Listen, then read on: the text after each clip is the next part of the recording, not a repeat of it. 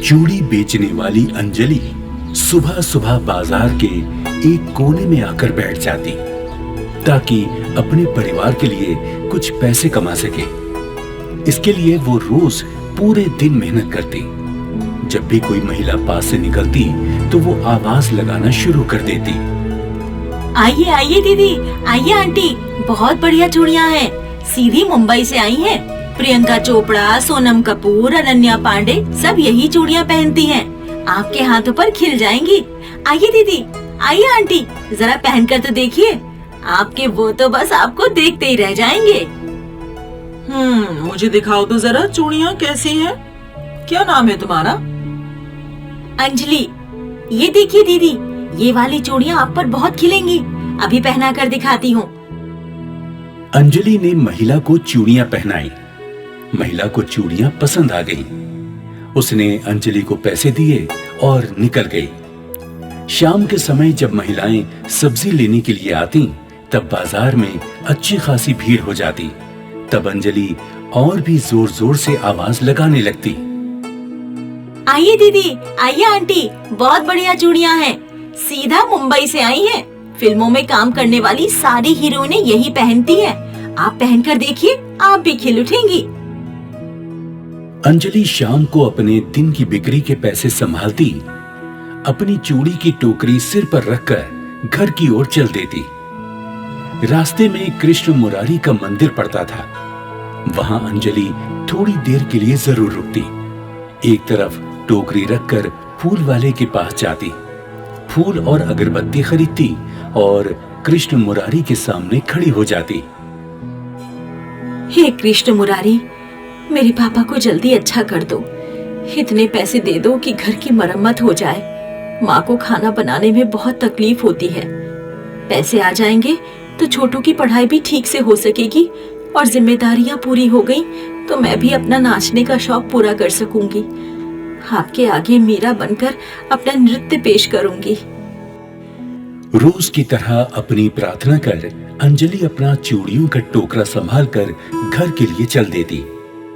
खाना खाने के बाद अंजलि अपनी टूटी फूटी चारपाई पर सोने की कोशिश करती और रोज की तरह वही सपना अंजलि की आंखों में तैरने लगता, जहां कृष्ण मुरारी सामने खड़े मुस्कुराते हुए बंसी बजा रहे हैं और अंजलि झूम झूम कर नृत्य कर रही है।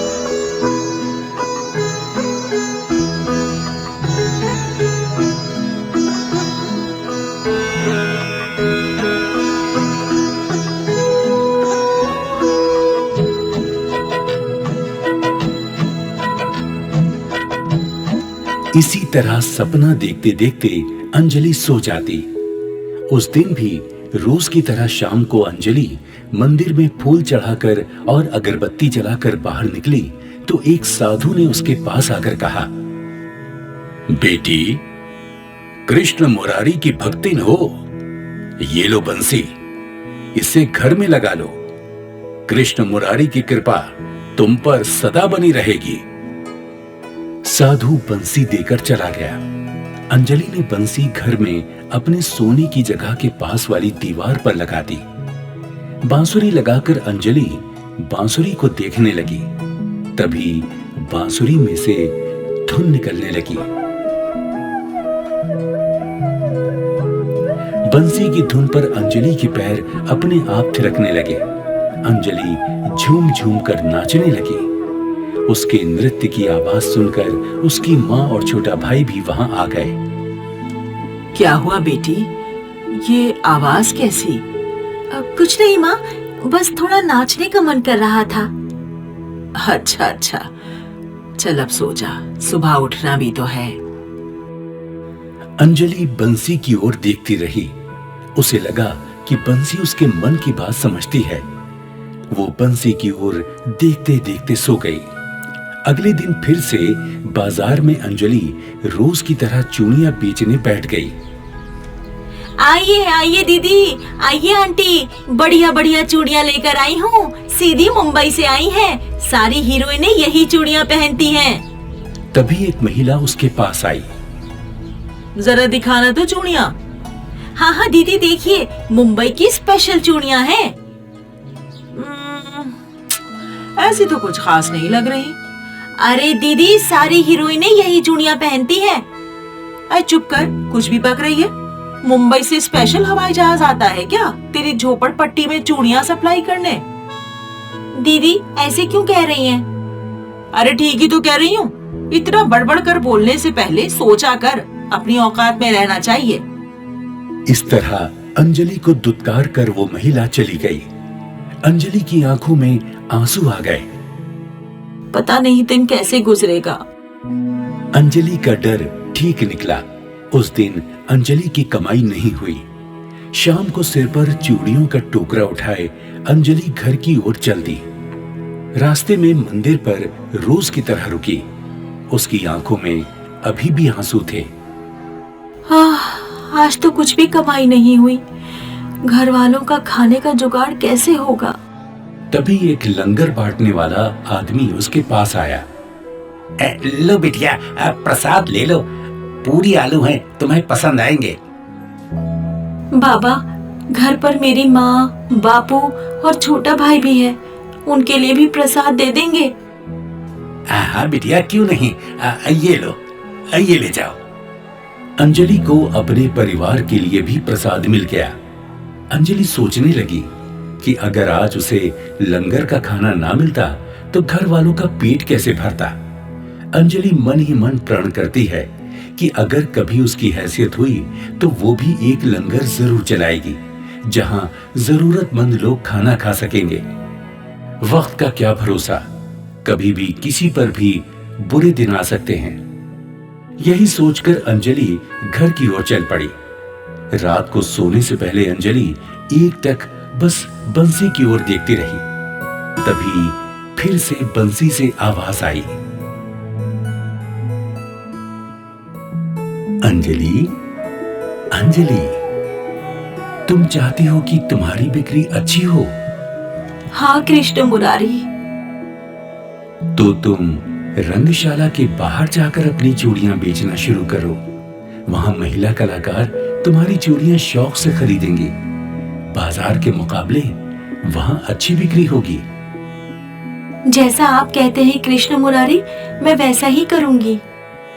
अगली सुबह अंजलि रंगशाला के बाहर चूड़ियां बेचने के लिए बैठ गई। अभी उसे बैठे कुछ ही देर हुई थी कि महिला कलाकारों की टोली वहां आई और रंग बिरंगी चूड़ियां देखकर खुशी से झूम उठी। अरे वाह, देखो तो कितनी अच्छी अच्छी चूड़ियां हैं। हाँ, और डिजाइन भी हर तरह के हैं। ए चूड़ी वाली, तेरा नाम क्या है? मेरा नाम अंजलि है दीदी। नाम भी चूड़ियों जैसा ही अच्छा है। चल जरा हमें जल्दी जल्दी अच्छी अच्छी चूड़ियां दिखा दे। अंजलि ने खुशी खुशी सभी को अपनी रंग बिरंगी चूड़ियां पहनाई। अंजलि को चूड़ियों की अच्छी पेमेंट मिल गई। सभी कलाकार चूड़ियां पहनकर खुश थी। अंजलि भी खुश थी। तभी उसके अंदर का कलाकार जागा और उसने पूछ ही लिया, दीदी मैं भी अच्छा नाच लेती हूँ, क्या मुझे आपकी नाटक कंपनी में काम मिल सकता है? हाँ हाँ, क्यों नहीं। अरे हम तो नए कलाकारों को प्रोत्साहन देते हैं। और कुछ दिनों के बाद अंजलि के कार्यक्रम का पोस्टर रंगशाला के बाहर लगा था। आज उसका कार्यक्रम था। अंजलि घर में तैयार हो रही थी। तैयार होकर अंजलि कमरे की दीवार पर लगी बंसी से एक बार फिर बात करने लगी। आज मैं पहली बार अपना कार्यक्रम स्टेज पर प्रस्तुत करने जा रही हूँ। मुझे आशीर्वाद दो कृष्ण मुरारी। अंजलि के देखते देखते कृष्ण के साक्षात रूप में बदल गई। अंजलि, मेरा आशीर्वाद तो हमेशा तुम्हारे साथ है, पर तुम भूल गई कि तुमने कहा था कि अगर तुम्हें सफलता मिली तो तुम मेरे सामने मीरा बनकर नृत्य प्रस्तुत करोगी। मुझे याद है, पर आप बताएं अब और आज ये कैसे संभव है? आप ही कोई रास्ता निकालें। मैं तुम्हारे साथ चलता हूँ। मैं स्टेज पर रहूंगा, तुम मेरे साथ नृत्य करना। कोई पूछे तो कहना कि कलाकार है, मेरे साथ ही तैयार होकर आया है। अंजलि ये सुनकर खुशी से उछल पड़ी। ये तो सचमुच अच्छा रहेगा। स्टेज पर श्री कृष्ण अपने रूप में साक्षात खड़े थे और अंजलि उनके समक्ष मीरा बनकर नृत्य कर रही थी।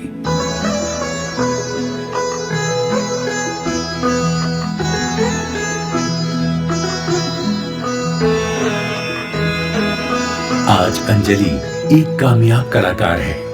उसने अपने पैसे से नया घर खरीद लिया है और अपने परिवार के साथ रहती है। उसके पिता का इलाज हो चुका है। माँ को अच्छी पक्की रसोई मिल गई है। तभी अंजलि अपने पिता के पास आई। पिताजी, मैंने कृष्ण मुरारी से वादा किया था कि अगर कभी मेरी हैसियत हुई तो मैं लंगर जरूर चलाऊंगी। पिताजी, आज लंगर शुरू होना है। आपको मेरे साथ चलकर सब भक्तों को खाना देना है। हाँ बिटिया, चलो चलो।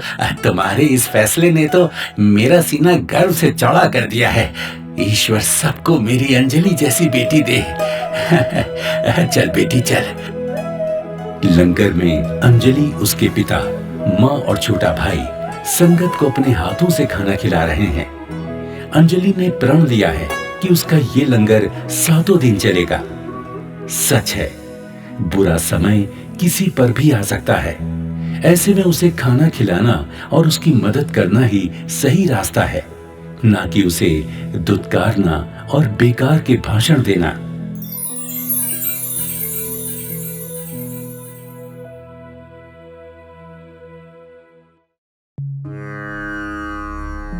एक बार भगवान भोलेनाथ ने कैलाश पर्वत पर सप्त ऋषियों की एक सभा बुलाई। भगवान भोलेनाथ अपने मुखारविंद से सुंदर ज्ञान का वचन कर रहे थे तथा 7 ऋषि बड़े ध्यान से सारा ज्ञान श्रवण कर रहे थे। अचानक थोड़ा गंभीर होकर भगवान शिव शंकर बोले, हे ऋषियों, आप सबको जो ज्ञान मैंने सिखाया है यही सच्चा आत्मज्ञान है। अब आप पृथ्वी के अलग अलग भागों में जाकर साधना करें और जब मानव जाति का उदय होगा तो आप इस ज्ञान का प्रचार प्रसार करें, जिससे पृथ्वी लोक के निवासियों की सभी चिंताएं दूर हो सकें। सभी ऋषि बोले, जो आज्ञा भूत भवन भोलेनाथ, आपकी आज्ञा को हम सदा मस्तक पर धारण करते हैं। हालांकि हमने सारा ज्ञान भली भांति आपको दे दिया है, परंतु हमारे मन में भी एक दुविधा है जिस पर हम आप सबकी राय लेना चाहते हैं। जमदाग्नि ऋषि बोले, हे महाकाल, हे सारी सृष्टि को एक संकल्प मात्र से रच देने वाले प्रभु, भला हम अज्ञानी आपको कोई राय देने की धृष्टता कैसे कर सकते हैं। सलाह तो उन्हें दी जाती है जो किसी विषय वस्तु के जानकार ना हो। आप तो सर्वंतर्यामी हैं। हमसे ऐसा पाप ना करवाएं प्रभु, हमसे ऐसा पाप ना करवाएं। नहीं नहीं, कभी कभी भगवान को भी भक्तों से काम पड़ जाता है। फिर ऋषि गौतम बोले, अच्छा प्रभु, अगर ऐसी बात है तो हम आपका कहा नहीं टालेंगे। कृपया बताएं, आपको किस विषय पर हमारी राय चाहिए। हाँ प्रभु बताइए, हम किस प्रकार की सहायता कर सकते हैं। आप तो जानते हैं ऋषिवर, हमने इस सारी सृष्टि की रचना की है तथा कैलाश को अपना निवास बनाया। साथ ही हम अलग अलग ज्योतिर्लिंगों में भी विराजते हैं, परंतु हम कोई ऐसा स्थान खोजना चाहते हैं जहां हमारा कोई ध्यान भंग न कर सके और हम अपने निर्गुण स्वरूपी शिव तत्व के सूक्ष्म रूप में सदा निवास कर सकें। अत्रि ऋषि बोले, हे प्रभु, आज्ञा हो तो मैं कुछ निवेदन करूं। जी कहिए अत्रि जी। प्रभु, यदि आप आकाश मंडल में अपने सूक्ष्म स्वरूप का निवास बना लें तो बहुत उत्तम रहेगा। आकाश मंडल सदा शांत रहता है, वहां किसी प्रकार का व्यवधान नहीं है। ऋषिवर, आने वाले युगों में मनुष्य बड़े बड़े वायुयानों का निर्माण करेगा जो बहुत ही तीव्र ध्वनि पैदा करेंगे। उनसे वायु भी शुद्ध नहीं रह पाएगी।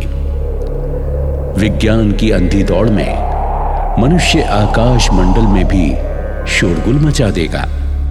हम देख पा रहे हैं मनुष्य आने वाले समय में सौर मंडल के अन्य ग्रहों को भी नहीं छोड़ेगा।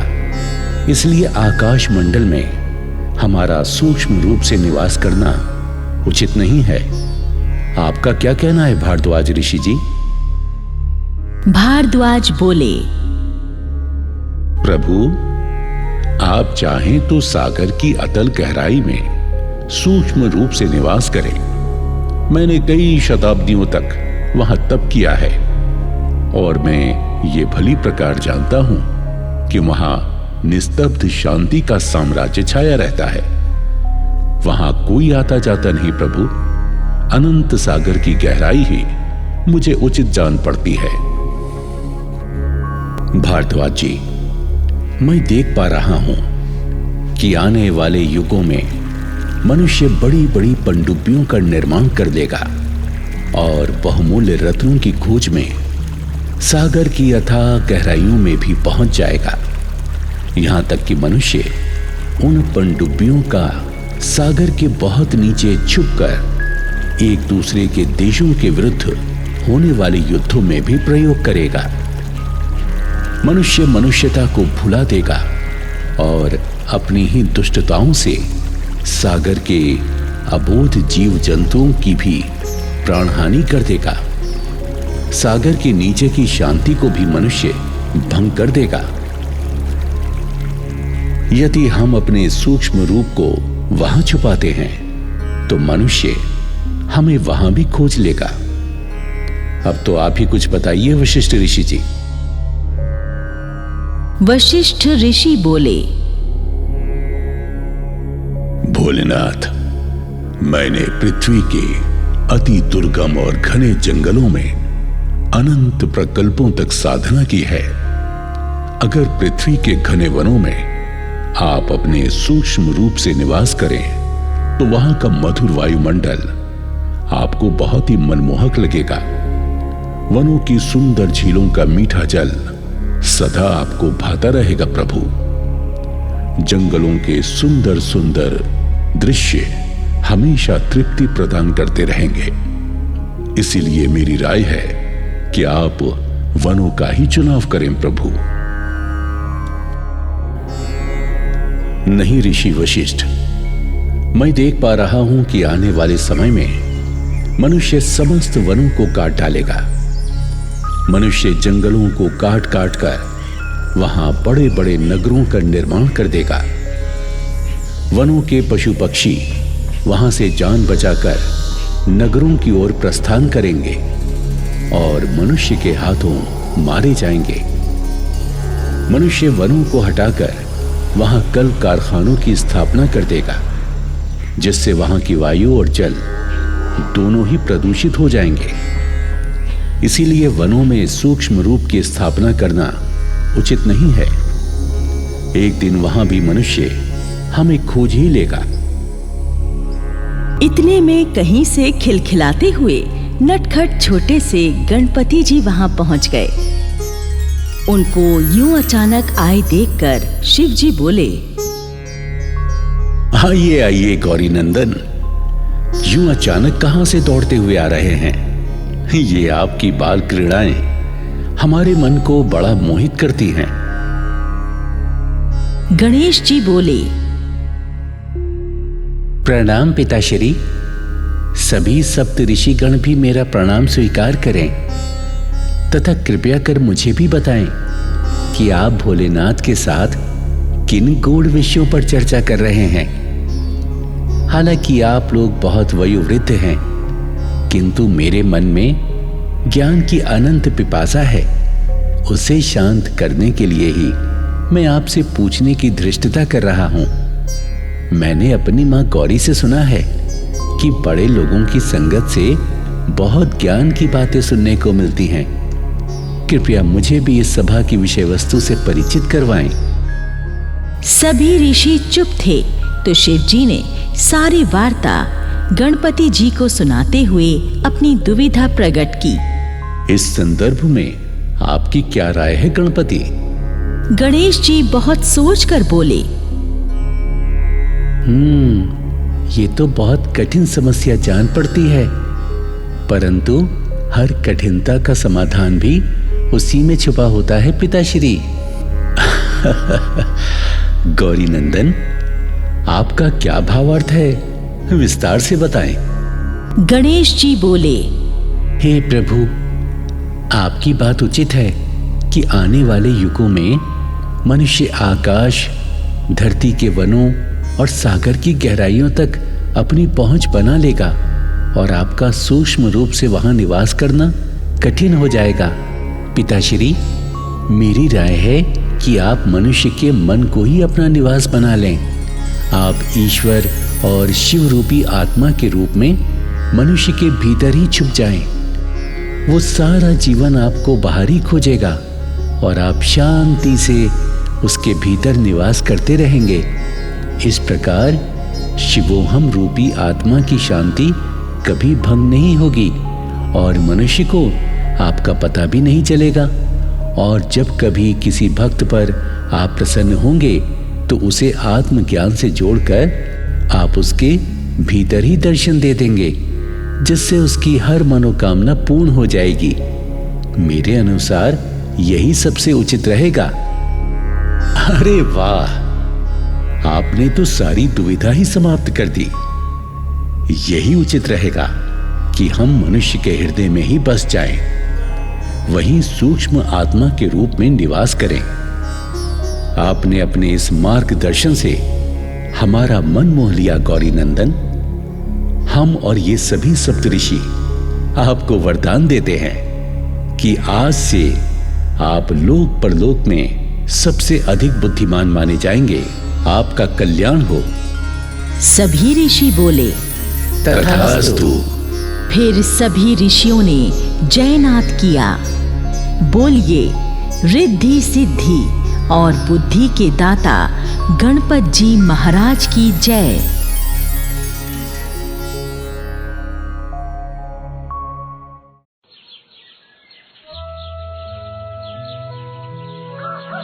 ये कहानी है बिहार के एक गांव में रहने वाले गणेश और उसके परिवार की। गणेश ने एक छोटा सा मुर्गी फार्म खोला हुआ था।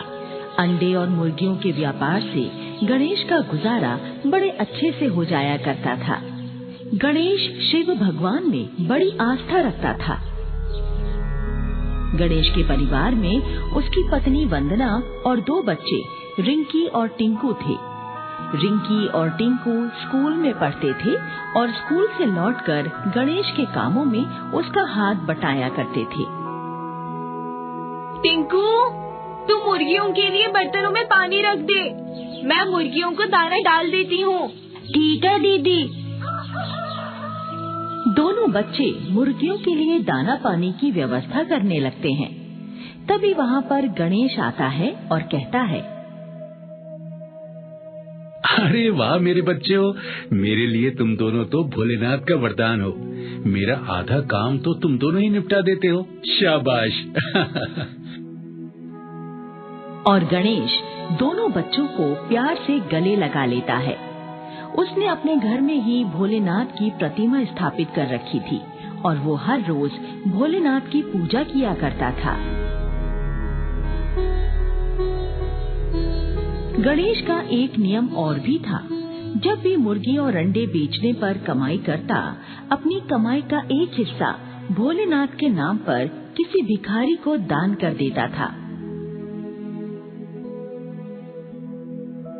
ऐसे ही एक दिन गणेश जब एक भिखारी को दान के पैसे दे रहा था तो भिखारी ने कहा, तुम बड़े भले इंसान हो, दान पुण्य करते रहते हो, भगवान तुम्हारा भला करे। अरे भैया, मैं किसी को कुछ देने का सामर्थ्य नहीं रखता, ये तो उस भोलेनाथ की मुझ पर कृपा है, वो मेरे हाथों से दान पुण्य करवाते हैं, और क्या। इसी प्रकार गणेश का जीवन गुजर रहा। एक दिन की बात है, गणेश का पूरा परिवार दोपहर का खाना खा रहा था। तभी वंदना गणेश से कहती है, सुनो जी, कुछ दिनों बाद शिव जी की कांवड़ लाने का समय आ जाएगा, और आप तो हर साल की तरह इस साल भी कांवड़ लेने जाओगे ना? हाँ वंदना, कांवड़ लाने तो मैं जरूर जाऊंगा। मैं भला अपने प्रभु की भक्ति कैसे छोड़ सकता हूँ। यही सोचकर तो मैंने भी इस बार आपके साथ जाकर कांवड़ लाने की बात सोची है। इस बार मैं भी आपके साथ कांवड़ लाने जाऊंगी। हाँ। अरे ये तो बहुत ही अच्छी बात है, हम दोनों पति पत्नी साथ मिलकर कांवड़ लाने जाएंगे। फिर कुछ दिन गुजर जाते हैं और सावन का महीना शुरू हो जाता है। एक दिन बहुत तेज बारिश होती है। मूसलाधार बारिश का वेग बढ़ता ही जाता है। सारे गांव में पानी ही पानी भर जाता है। तो गणेश वंदना से कहता है, ओफो वंदना, ये बारिश तो रुकने का नाम ही नहीं दे रही। पूरे गांव में पानी पानी भर गया है। ऐसे में अगर नदी का बांध टूट गया तो गांव में बाढ़ आ जाएगी और पूरा गांव बह जाएगा। हाँ, तो फिर ऐसे संकट में हमें क्या उपाय करना चाहिए? वंदना, गांव के लोग गांव से पलायन करके सुरक्षित जगहों पर जाने लगे हैं। हमें भी बच्चों को लेकर किसी सुरक्षित जगह पर यहाँ से चला जाना चाहिए। दोनों पति पत्नी कुछ जरूरी कीमती चीजें और खाने का कुछ सामान एक पोटली में बांधते हैं और दोनों बच्चों को साथ लेकर घर से निकल पड़ते हैं। सारे गांव में घुटनों घुटनों तक पानी भरा हुआ था। गांव के और लोगों की तरह गणेश और वंदना भी पानी में चलते हुए सुरक्षित स्थान पर जाने लगते हैं कि तभी अचानक पानी का स्तर ऊंचा होने लगता है और पानी के बहाव में तेजी आ जाती है। तो वंदना गणेश से कहती है, सुनो जी, ये पानी का स्तर तो और ऊंचा होने लगा है। हाँ वंदना, लगता है नदी का बांध टूट गया है। जिसका डर था वही हुआ, बाढ़ आ गई है। हे भोलेनाथ, हमारी और सभी गांव वालों की रक्षा करना। गणेश और वंदना अपने एक एक बच्चे को अपने कंधों पर बैठाकर पानी में चलने लगते हैं। नीचे बाढ़ का तीव्र बहाव, ऊपर से मूसलाधार बारिश की मार के कारण दोनों को संभल कर चलना भी मुश्किल हो रहा था। गणेश लगातार भोले बाबा से प्रार्थना कर रहा था, हे भोले शंकर, हम सबकी रक्षा करो। हम सबको अपनी कृपा से किसी सुरक्षित स्थान पर पहुंचा दो प्रभु, किसी सुरक्षित स्थान पर पहुंचा दो। तभी वहाँ पर बचाव दल वालों की मिनी बोट आ जाती है, जिसमें पहले से ही कुछ लोग और बच्चे सवार थे। गणेश बचाव दल टीम से कहता है, साहब जी, हमें भी इस नाव में बैठा लो ना। अरे नहीं भैया, हमारी बोट पे जगह नहीं है। पहले हम इन लोगों को सुरक्षित जगह पर छोड़कर आते हैं, फिर तुमको भी ले जाएंगे। तब तक तुम लोग यहीं पर खड़े रहो। अरे साहब, पानी का स्तर बढ़ता ही जा रहा है। आप हमारे बच्चों को तो नाव में बैठा ही सकते हो ना। आप इन बच्चों को ले जाओ, हमें बाद में ले जाना। अच्छा ठीक है, हम इन बच्चों को ले जाते हैं। दोनों बच्चों को बोट में बैठाकर बचाव दल चला जाता है। फिर गणेश वंदना से कहता है, वंदना, पानी का बहाव बहुत तेज हो चला है। हम यहाँ खड़े नहीं रह सकते। तुम मेरा हाथ पकड़ लो, हम धीरे धीरे सुरक्षित स्थान तक पहुँचने की कोशिश करेंगे। वंदना गणेश का हाथ पकड़ लेती है और दोनों आगे बढ़ने की कोशिश करने लगते हैं। गणेश लगातार महादेव का नाम भी जप रहा था। तभी जल प्रवाह बहुत तेज हो जाता है और दोनों को अपने साथ बहा कर ले जाता है। दोनों पति पत्नी जान बचाने के लिए हाथ पैर मारने लगते हैं, लेकिन बाढ़ के आगे उनकी हर कोशिश बेकार हो जाती है और दोनों डूबने लगते हैं। तभी एक चमत्कार होता है। वहाँ एक नाव आ जाती है। उस नाव में स्वयं शंकर जी सवार होते हैं। शंकर जी गणेश और वंदना को पानी से बाहर खींचकर नाव में बैठा लेते हैं। दोनों पति पत्नी भोले शंकर को अपने सामने देखकर उनके आगे नतमस्तक हो जाते हैं। फिर गणेश कहता है, हे भोलेनाथ, आपने मेरी विनती सुन ली और हमें स्वयं आकर बाढ़ में डूबने से बचा लिया। आपका कोटि कोटि धन्यवाद, कोटि कोटि धन्यवाद प्रभु। हमें तो भगवान ने आकर बचा लिया, पर हमारे दोनों बच्चे पता नहीं कहाँ होंगे और किस हाल में होंगे। तुम्हारे बच्चे बिल्कुल सुरक्षित है और ठीक है। वो दोनों अति शीघ्र तुमसे मिल जाएंगे। चलो, मैं तुम्हें तुम्हारे सुरक्षित स्थान तक पहुंचा देता हूँ। फिर शंकर जी नाव को लेकर एक सुरक्षित स्थान पर आ जाते हैं और गणेश और वंदना को नाव से उतार देते हैं। फिर गणेश से कहते हैं, गणेश, तुम मेरी सच्ची भक्ति और सेवा करते हो, मेरे नाम पर दान करते हो, मेरे नाम की कामना लाते हो। तुम्हारी भक्ति ने ही आज तुम दोनों के प्राण बचाए हैं। तुम सदैव मेरे नाम को स्मरण करते रहना। आगे जीवन में फिर कभी तुम्हें कोई कष्ट नहीं पहुंचेगा। आशीर्वाद देकर भोले बाबा अंतर ध्यान हो जाते हैं और गणेश और वंदना भी वहाँ से चल पड़ते हैं। वंदना कहती है, पता नहीं हमारे दोनों बच्चे इस समय कहाँ होंगे। अरे वंदना, भगवान शिव ने बोला तो था हमारे बच्चे अति शीघ्र हमें मिल जाएंगे। चलो, हम दोनों मिलकर उन्हें खोजते हैं। दोनों पति पत्नी आगे बढ़ जाते हैं। दूसरी तरफ रिंकी और टिंकू एक पेड़ के नीचे बैठे हुए हैं और टिंकू रो रहा है। दीदी, मुझे माँ के पास जाना है।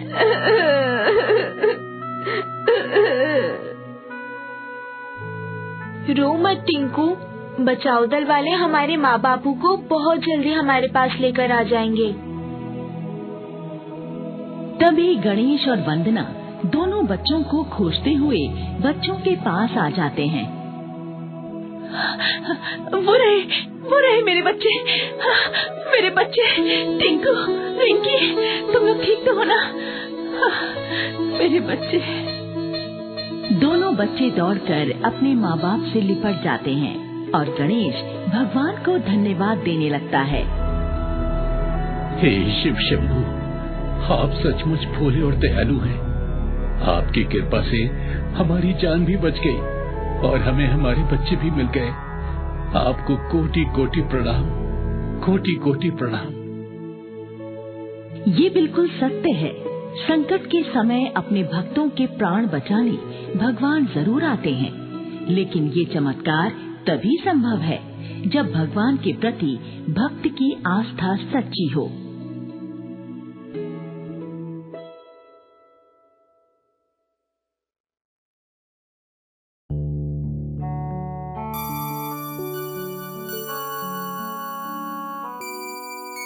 शिवानी कुछ दिनों से देख रही थी कि उसकी बहन रजनी हमेशा कुछ न कुछ लिखने में लगी रहती है।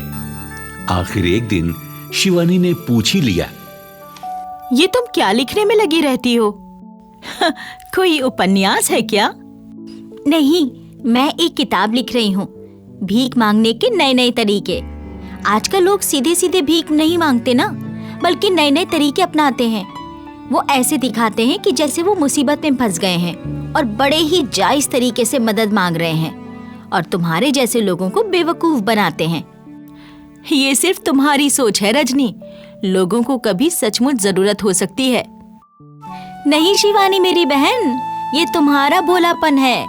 तुम्हारे स्वभाव का लोग गलत फायदा उठाते हैं। तुम्हें जो 24 घंटों परोपकार का भूत चढ़ा रहता है ना, यही तुम्हारी बर्बादी का कारण बनेगा, देख लेना। देखो, मेरी सोच तो सही है, मैं इसे नहीं छोड़ने वाली। तुम्हारी सोच गलत है और मैं ये साबित करके ही रहूंगी। तुम्हें सही रास्ते पर लाकर ही रहूंगी। नहीं रजनी, तुम्हारा रास्ता गलत है। और बस हमेशा की तरह दोनों बहनों में शुरू हुई बात नोक झोंक और आपसी तू तू मैं तक पहुंच गई।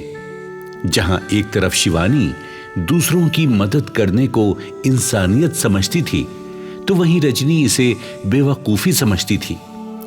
रजनी शिवानी को यही समझाने में लगी रहती थी कि अगर दूसरों की मदद करती रहोगी तो एक दिन तुम खुद भिखारिन बन जाओगी, तब तुम्हारी कोई मदद नहीं करेगा। और शिवानी हर बार नोक-झोंक के बाद यही सोचती, हे देवी माँ, मैं अपनी बहन को कैसे समझाऊं कि हमारे अंदर इंसानियत नहीं रहेगी तो हम इंसान नहीं रहेंगे, तब हमें देवी माँ की कृपा भी नहीं मिलेगी। हर बार दोनों बहनों शिवानी और रजनी में यूं ही लड़ाई होती और फिर बात आई गई हो जाती। पर यह फैसला अभी तक नहीं हो पाया था कि सही कौन है। दोनों बहनें एक दूसरे पर खुद को सही साबित करने में ही लगी रहती थी, पर दोनों में प्यार भी बहुत था। साथ साथ खाना, साथ साथ स्कूल जाना और एक दूसरे की तकलीफ में दुखी होना और एक दूसरे की पूरी देखभाल करना। उन दोनों के इस प्यार से दोनों के माता पिता बहुत खुश रहते थे। एक दिन बात कुछ ज्यादा ही बढ़ गई। दोनों बहनें अपनी अपनी साइकिल पर स्कूल से घर आ रही थी। रास्ते में एक आदमी ने उन्हें रोका और अपना दुखड़ा सुनाने लगा। बेटी, मैंने 2 दिन से कुछ खाया नहीं है, कुछ पैसे दे दो, मैं इस पापी पेट में कुछ डाल लूं। ये सुनकर रजनी भड़क गई। शर्म नहीं आती भीख मांगते हुए? हट्टे कट्टे तो हो, अगर मंडी जाकर बोरियां भी उठाओगे तो भी शाम तक अच्छे पैसे कमा ही लोगे। रजनी की बात सुनकर शिवानी ने उसे समझाने की कोशिश की। रजनी, ऐसा नहीं कहना चाहिए। किसी की मदद करना चाहो तो ठीक है, नहीं करना चाहो तो भी ठीक है। हो सकता है इसकी कोई मजबूरी हो। सच तो यह है कि कभी कभी मेहनत मजदूरी का काम मिलना भी मुश्किल होता है। रजनी को शिवानी की ये बात पसंद नहीं आई। वो गुस्से में तमा कर बोली, तुम्हें तो बस पैसे लुटाने का बहाना चाहिए। आज ना तो मैं तुम्हें कुछ समझाऊंगी और ना ही तुमसे कोई बात करूंगी। मेरी तुम्हारी कट्टी, मैं स्कूल भी तुमसे अलग आया जाया करूंगी। ये कहकर रजनी ने अपनी साइकिल उठाई और निकल गई। शिवानी को बुरा तो लगा, पर वो कर भी क्या सकती थी। शिवानी ने उस आदमी को अपनी जेब खर्ची से कुछ पैसे दिए। आदमी ने उसे धन्यवाद किया और दुआएं देता निकल गया। इस घटना ने शिवानी को दुखी कर दिया। उस रात वो ठीक से सो भी नहीं पाई। देर रात को जब उसकी आंख लगी तो सपने में उसे देवी मां के दर्शन हुए। देवी मां ने पूछा, क्या हुआ पुत्री, इतनी दुखी क्यों हो? आप तो जानती हैं माँ कि मैं रजनी के कारण दुखी हूँ। दूसरों की मदद करने की मेरी आदत को वो गलत मानती है और आज तो वो बुरी तरह रूठ गई है। कोई बात नहीं, फिर भी वो तुम्हारी बहन है। एक तरह से इसके पीछे भी उसके मन में तुम्हारी भलाई ही है।